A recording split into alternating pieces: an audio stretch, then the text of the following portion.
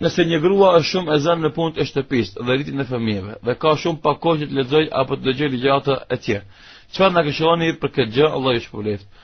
Mendoj se punët e shtëpisë janë të njohura dhe të ditura, nuk janë punë që s'dihen. Është përgatitja e ushqimit, është pastrimi i shtëpisë, është larja e rrobave, e kurosja e tyre.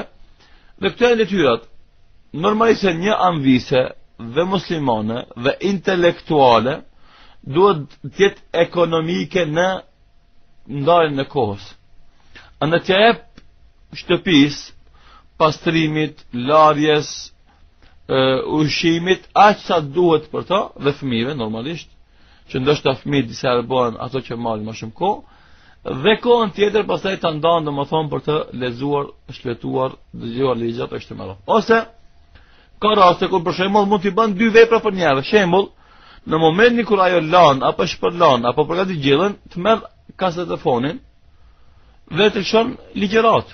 Apo ata që kanë domethënë internet në shtëpi dhe kompjuter, të shon internetin, dhomën e pallsallkut për shembull islamin gjuhën shqipe, apo CD-at me ligjërata apo kasetat me ligjërata që i ka të futura në hard disk, ti shon ato dhe ndëgjon ligjërata. Edhe kjo është përfitim.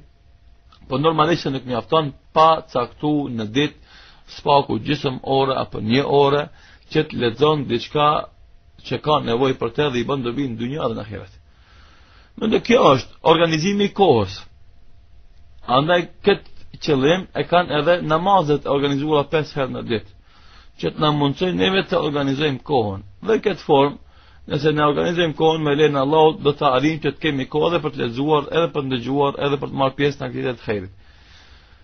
Unë mendoj personalisht se besimtari dhe besimtarja në këtë rast duhet t'i vlerësojnë gjërat ashtu si janë. Për shembull, pastrimi i shtëpisë, i rrobave, përgatitja e ushqimit dhe kujdesi për fëmijët. Cila prej tyre është më me rëndësi, asaj ti e rëndësi, pastaj ti jep të gjitha këtyre rëndësi aq sa kanë, jo më tepër. Andaj mendoj se nuk është mençuri që një grua të harxhon 7-8 orë në ditë duke kujdes për shtëpinë, edhe atë për çdo ditë, e mos ketë mundësi të gjenë 1 orë apo gjysmë orë apo 2 orë për të lexuar.